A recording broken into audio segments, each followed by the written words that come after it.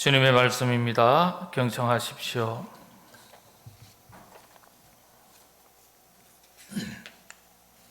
볼지어다 내가 내 앞에 열린 문을 두었으되 능히 닫을 사람이 없으리라.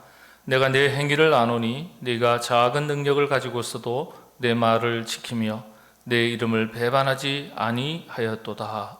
아멘.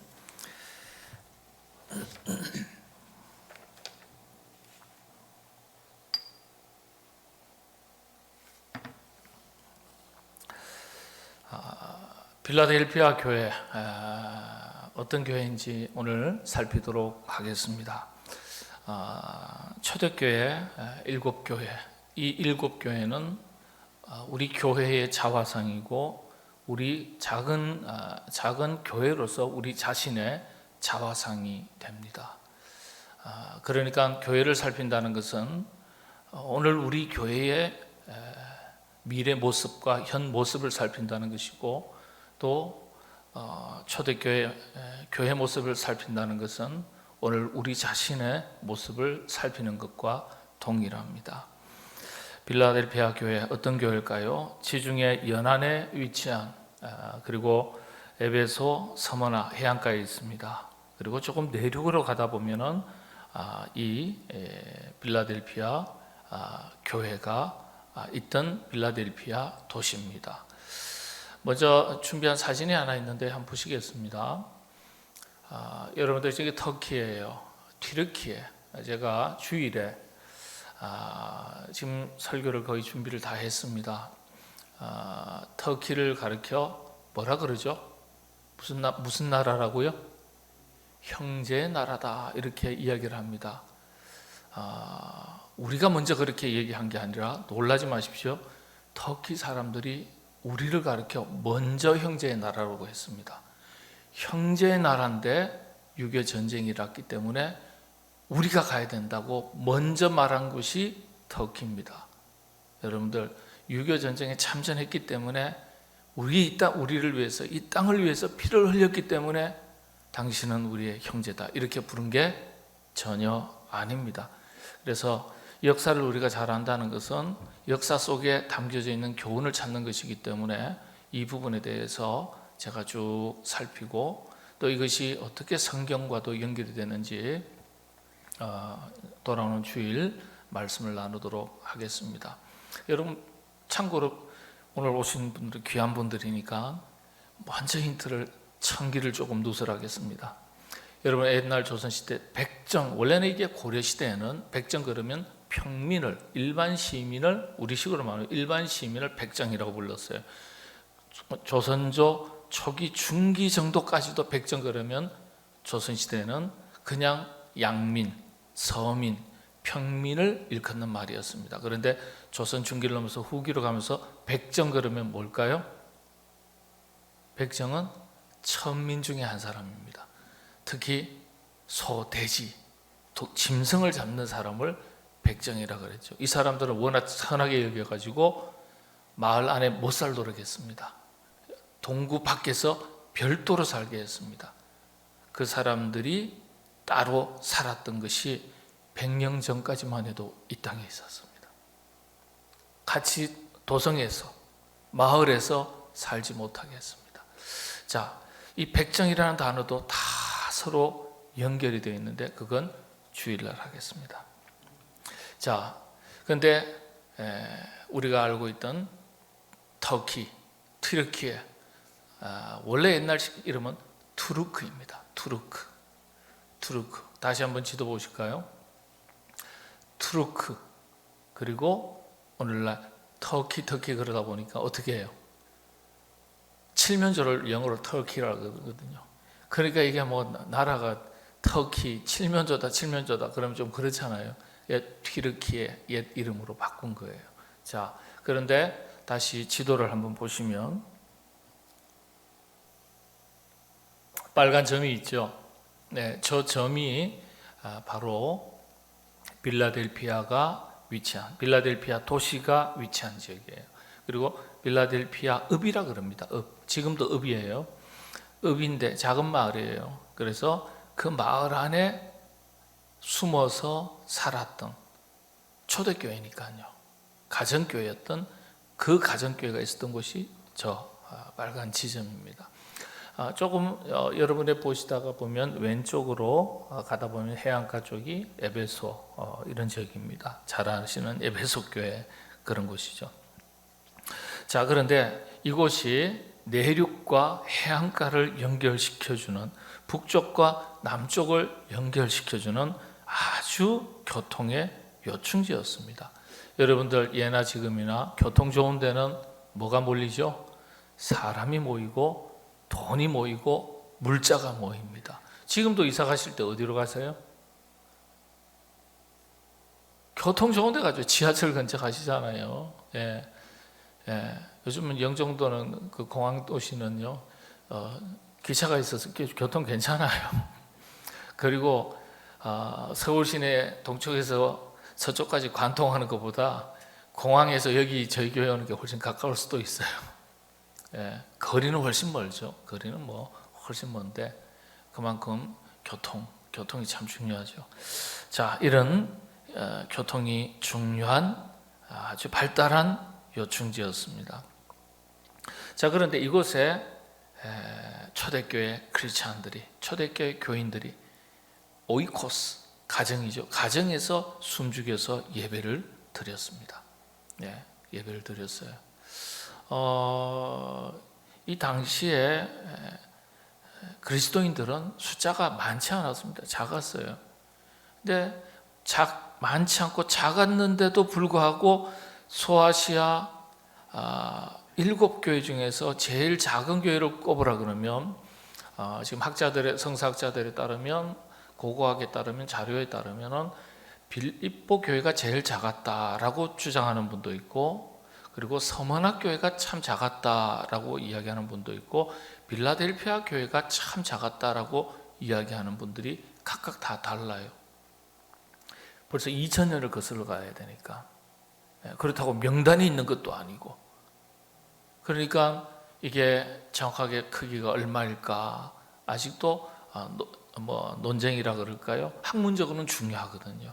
근데 지금까지 대체로 알려진 바에 의하면 빌립보 교회가 제일 작은 교회로 알려져 있습니다. 빌립보서 아시죠? 그 다음에 두 번째가 이 빌라델피아 교회가 아닐까, 그렇게 추정을 하고 있습니다. 역사 이야기를 조금 더 하겠습니다. 지금도 읍단이에요. 읍단이 우리식으로 말하면 면 정도 소재지 될까요? 그보다는 조금 더 크다고 보시면 돼요. 그런데 그 당시에 이 버가몬 지역이에요. 그쪽이 전부 버가몬이라고 하는 큰 지역인데, 우리식으로 말하면 뭐 경기도 뭐 이런 식이죠. 그런데 그 버가몬 지역에 왕이 있었는데, 그 왕이 형 이름이 유메네스 왕입니다. 동생은 아텔로스라는 동생이에요. 아텔로스, 그 다음에 유메네스, 형제지간의 우애가 참 좋았습니다. 예, 형제지간에 참 우애가 좋았어요. 예, 그래서 이 소문이 난 거예요. 예, 그래서 이 동생이 보니까, 주변 사람들이 보니까 저 왕자들끼리 보니까 동생이 형을 너무 참 귀하게 여기고 우애가 좋고, 특히 동생이 형을 사랑하는 거 보니까 너무 참 지극한 거예요. 그래서 이 동생 별명이 뭐냐면 필라텔포스라고 별명을 붙였어요. 닉네임으로 별명을 붙였어요. 필라텔포스. 뭐냐면 필로, 아델포스. 아델포스는 형제라는 뜻이에요. 필로, 아델포스, 사랑과 형제. 이 두 단어, 형을 사랑하는 자, 그런 뜻입니다. 그래서 이 아텔로스라는 이 동생 이름이 아텔로스인데도 불구하고 별명이 뭐예요? 별명이 필로아델포스, 필로델포스라고 된 거예요. 형을 사랑하는 자. 예. 필로텔포스. 형을 사랑해도 너무너무 사랑하는 자. 그러니까 형이 참 행복할 것 같아요. 왜냐하면 형을 사랑하는데 참 동생이 형을 너무너무 좋아하고 형을 사랑해요. 제 동생은 그렇지 않은 것 같기도 하고. 저보단 2살 아래거든요. 키도 저만하고요. 약간 서양 서구식이에요. 약간 동생으로 안 닮았습니다. 참고하시면. 근데 이제 이 형이요, 같이 잘해야 되는 거예요. 이 사랑이라는 것은 일방적인 게 아니에요. 상호적인 거예요. 근데 형이, 동생이 자기를 그렇게 참 따르고 충성하니까 어떻게 형도 참 고맙고 동생을 아끼고 위에 있게 그렇게 해서 너무너무 잘 챙기는 거예요. 형이 왕이 된 거예요. 왕이 돼서 동생을 얼마나 사랑했는지, 너를 위해서 내가 도시 하나 지을게. 그래서 도시를 짓는데 도시 이름을 뭘로 지어요? 필로델포스. 원래는 원문은 필로델포스예요. 필라델피아로 바뀝니다. 이 도시 이름이 그래서 형제 사랑을 담고 있는 역사의 실제 이야기입니다. 필라델피아, 형을 사랑하는 자, 형제 사랑, 이런 뜻입니다. 형제 사랑. 도시 이름 자체가 참 멋진 도시죠. 예. 이제 형 유메누스가 이제 왕이었는데 먼저 죽고 나니까 이 동생이 식소를 다 거둬요. 형사 취수제. 이거는요, 아내로 맞이한다는 뜻이 아니에요. 법적으로 아내를 맞이해, 아내의 어떤 남자와 여자로서 아내를 맞이하는 게 아니라 형님이 돌아가시면 그 형수님을 아내의 신분에 준하는 것으로 법적으로 다시 모십니다. 가족에, 흔히 하는 말로 가족 호적 등본에 딱 올리는 거예요. 왜냐? 법적으로 형수님의 모든 신분을 보장하고 재산권을 보장하고 다 권리를 보장하기 위해서 그런 거예요.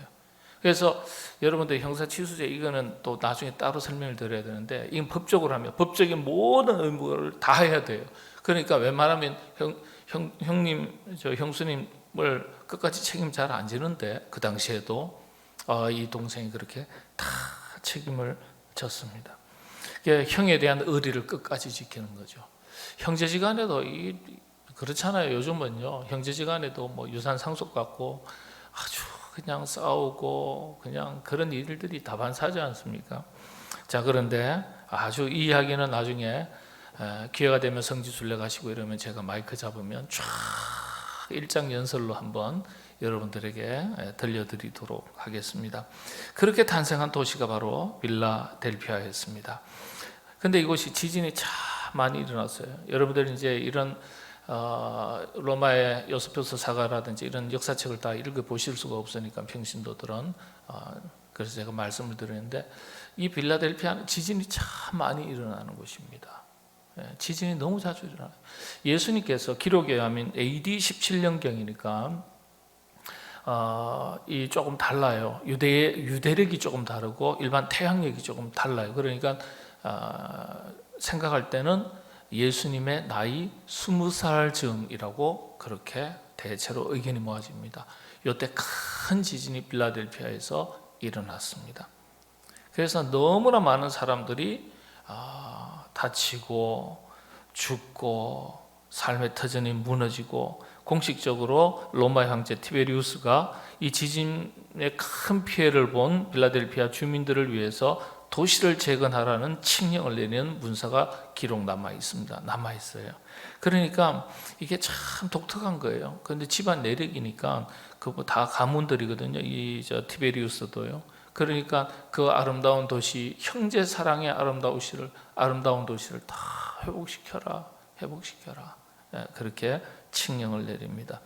자, 사진을 다시 한번 보겠습니다. 이번에는 그 기둥인데요. 저 필라델피아 기념교회인데 이미 지진으로 다 무너지고 두 기둥만 남아 있습니다.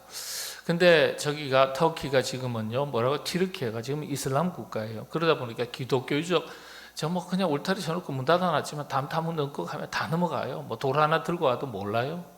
한번 그 다음 장면을 보시면 외국인들이 와서 기도하는 거예요. 필라델피아 교회.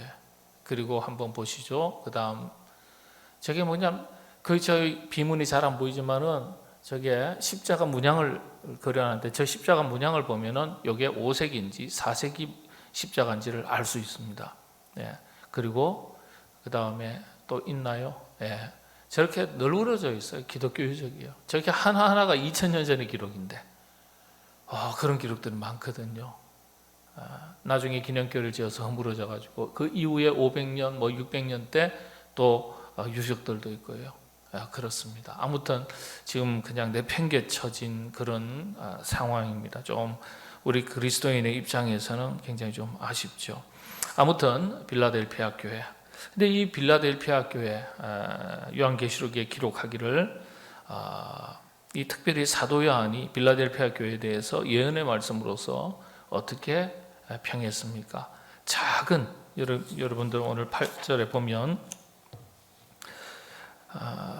내가 네 행위를 아노니 했습니다. 네가 작은 능력을 가지고서도 내 말을 지키고 내 이름을 배반하지 아니하였도다. 힘이 없다는 거예요. 작은 능력이라는 것은 힘이 부족하다는 거예요. 작은 힘이에요. 그러니까 힘이라는 거 육체적인 힘도 될 수 있지만은 교회 자체도 작아요. 성도 자체도 작아요. 물질도 많지 않아요. 그럼에도 불구하고 어떻게 해요? 작은 능력을 가지고서도 힘이 부족함에도 불구하고 연약한 것이 많음에도 불구하고 하나님의 말씀을 잘 지켜 행하고 이름을 배반하지 않았다. 빌라델피아 교회는 이 칭찬만 받은 교회입니다. 칭찬만 받은 교회. 칭찬을 아끼지 않았어요. 그러니까 여러분 우리가 가만히 보면 뭐 큰 능력이 있어야, 돈이 많아야, 재주가 많아야, 학식이 많아야 우리가 하나님의 영광을 위해서 크게 일하는 거 아니에요. 부족해도 쓰임받을 수 있는 거예요. 부족해도. 가난해도 쓰임받을 수 있고 연약해도 쓰임받을 수 있고. 이 중요한 것은 우리가 하나님 앞에 우리 자신의 것을 작은 것이라도 내어놓으면, 나의 힘을 내어놓으면, 나의 재주를 내어놓으면 하나님께서 더 크게 쓰시는 거예요. 쓰시는 것은 하나님 쓰시는 거니까. 오병이어를 소년의 손길을 통해서 드리니까 예수님께서 축사하시고 예수님이 쓰시니까 5,000명을 먹이고도 12광주리가 남았지 않습니까? 그렇죠? 그러니까 하나님 손에 들리면 보잘것없는 것도 귀하게 쓰임받게 되어 있는 겁니다. 그래서 자기 탓, 남 탓 할 것 하나도 없어요. 내가 없네, 있네, 부족하네, 뭐하네. 아니요. 하나님 앞에 자신을 겸손하게 내어놓고 하나님 도와주옵소서, 하나님께서 도와주시옵소서, 하나님께 내어놓습니다. 하나님께 드립니다. 제 자신을 드립니다. 하나님 뜻대로 사행해 주옵소서. 여러분 우리가 기도해야 될 게 그거죠. 그러면 얼마든지 쓰시는 거예요. 빌라델피아 교회, 작은 교회. 학자들에 의하면 두 번째로 작은 교회. 여러분 그 당시에 교회라는 건 100명, 200명, 300명 이게 아니에요. 가정교회에서 몇 가정밖에 안 돼요. 그게 교회입니다. 그리고 교회가 우리 주장님 댁에서 한 5가정. 그런데 또 많이 못 모이잖아요. 20명, 30명 모이면 당시에 핍박받던 시대, 당장 소문나서 당장 뭐 위기를 당하죠. 아무개 이 집사님 가정에 또 5가정. 곳곳에 모이는 거예요. 그게 빌라델피아 교회입니다. 그런데 다 쓰임받는다는 거예요. 쓰임받는 거예요. 자, 생명력과 활력이 넘치는 교회였다. 이렇게 전해집니다. 여기에 이제 성경에는 기록되어 있지 않지만은 역사 자료에는 나와 있습니다. 이 사도 요한이 계시록을 쓴 다음에 10년이 지난 뒤에 AD 105년이죠. 그 안디옥 교회, 안티옥 교회의 교회 지도자가 이그나티우스입니다. 이그나티우스가 AD 105년에 이 로마로 압송당하면서 트로이 목마 아시죠? 트로이 목마 있는 곳에서 이 편지를 쓰게 됩니다. 빌라델피아 교회에다 편지를 씁니다. 그러니까 사도 요한의 편지가만 있는 게 아니라 이그나티우스 교회 지도자의 편지도 남아 있습니다. 무려 2000년, 1900년 된 편지가 남아 있습니다.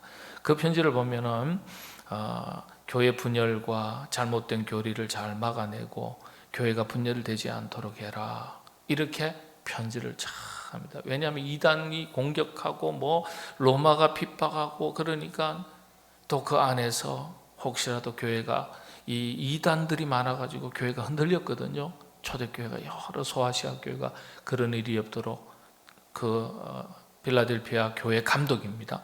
감독에게 교회가 분열을 하지 않도록 관리를 해라.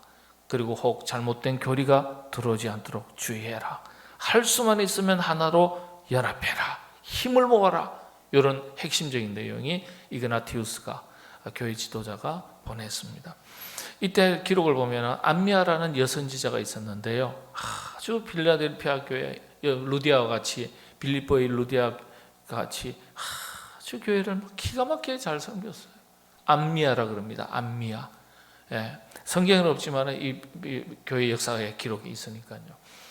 잘 섬겨가지고 이 섬김이 그 당시에 여성이라는 것은 볼품이 없거든요. 예, 무슨 힘이 있습니까? 그런데도 이 잘 섬겨가지고 교회가 크게 이 빌라델피아 교회가 부흥을 했어요. 여러분요, 모두가 잘해서 교회가 부흥하기도 하지만 여러분들 정말 충성스러운 하나님의 일꾼이 몇 사람만 있어도 하나님께서 그 사람을 쓰시기 때문에 교회가 부흥할 수 있는 거예요. 그래서 일꾼 없다가 아니에요. 일꾼 없으면 내가 일꾼 되면 되는 거예요. 예, 내가 일꾼 되면 되는 거예요. 왜 저 사람은 참 봉사 안 하냐? 저 사람은 뭐 하냐? 시간도 많은데 돈도 많은데 재주도 많은데 왜 저러냐? 아니요. 예, 내가 일꾼 되면 되는 거예요. 내가 일꾼. 그러면 하나님 쓰시면 그렇게 되는 거예요. 그 안미아 여서진자로 인해서 빌라델피아 교회가 크게 부흥했다는 기록이 남아 있습니다.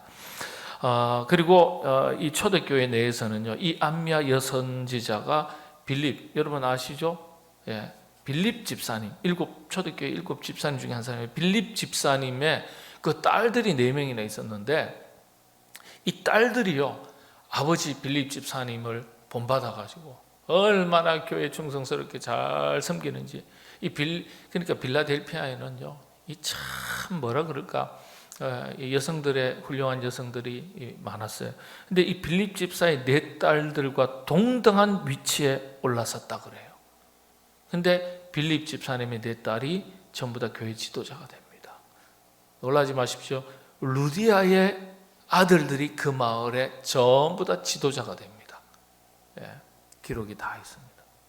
예, 참 그 루디아 자주 옷감 장사 하던 사람이죠. 그래서 이 교회 부흥에 큰 도움이 되었던 안미아 여선지자가 있었습니다. 그래서 이 빌라델피아가 참 이런 훌륭한 섬김의 일꾼을 통해서 그 어려운 시대에 보잘것없고 힘없는 빌라델피아 교회였지만은 시간이 갈수록 크게 부흥했다고 알려져 있습니다. 오늘 보니까 사도 요한은 빌라델피아 교회 작은 능력을 가지고서도 큰 환난을 믿음으로 환난을 잘 극복했다. 그러면서 하나님께서 복을 주시는데 어떤 복을 주십니까? 볼지어다 내가 내 앞에 열린 문을 두었을 때 능히 닫을 사람이 없으리라. 능히 닫을 사람이 없으리라. 이게 무슨 뜻일까요? 여러분 가끔 우리 이런 말을 합니다. 자녀들을 위해서 기도할 때 하나님 우리 자녀들의 앞길을 시온의 대로처럼 활짝 열어주십시오. 형통케 해주십시오. 시온의 대로. 이건 무슨 뜻이냐면 왕의 대로를 말합니다. 왕의 대로. 왕의 대로는요, 마차를 타고 왕이 나갈 때 행차를 하기 때문에요, 길이 좁지 않아요. 조선시대 왕이 행차를 할 때 수원의 정조가 행차를 할 때 2,000명, 3,000명이 따라갔다 그랬어요. 그건 뭐 공식적으로 실록에 다 있는 거니까요. 2,000명, 3,000명이 수원성까지 쫙 아버지 사도세자를 위해서 지은 성이잖아요. 2,000명, 3,000명이 행차를 했다고 생각해 보세요. 얼마나 참 많은 식솔들이 말을 타고 마차를 타고. 근데 그런 왕의 대로를 말하는 겁니다. 자, 그런데 문이라는 게 뭡니까? 뭐가 일을 하다가 앞이 탁 막혔어요. 그럼 뭐라 그러죠? 문이 막혔어요. 문이 열려야 되는데, 태의 문이 열려야 되는데, 직장의 문이 열려야 되는데, 그렇죠? 그러니까 오늘 표현을 보면 이게 무슨 뜻이냐 하면은요, 열린 문을 두었을 때 능히 닫을 사람이 없으리라. 빌립보 교인들이요, 빌립보 교회요, 하나님께서 복을 주시되 너희들의 헌신을 보고 복을 주시되 앞길에 시온의 대로처럼 복음의 사명을 감당할 때 막을 자가 없고 그침이 없고 형통하게 교회가 뻗어나가고 복음의 사명을 감당하게 될 것이다. 예. 열린 문은 문자적으로는 열린 문이지만 문을 열고 닫는 거지만은 성경적인 영적인 의미는 구원의 문을 말합니다. 구원의 문. 그러니까 구원의 문을 닫을 자가 없다. 이 말은 무슨 뜻이에요? 하나님의 복음의 역사에 그 빌라델피아 교회를 귀하게 들어 쓰시겠다는 거예요. 귀하게 들어 쓰시겠다. 사람으로 치면 하나님께서 너를 귀하게 들어 쓰겠다 그러면 앞길이 활짝 열리는 거잖아요. 형통한 거잖아요. 그런 겁니다. 개인적인 것으로 우리가 적용을 하면 열린 문이다. 너의 앞길은 뭐 시온의 대로처럼 뭐 거침이 없고 다침이 없고 장애물이 없고, 예, 번영과 번창을 말하는 겁니다. 번영과 번창, 형통을 말합니다. 작은 일에 죽도록 충성하니까 하나님께서 앞길을 여시겠다. 그런데 막을 자가 없다. 걸림돌이 없다. 너 방해할 자 없다. 그런 뜻입니다.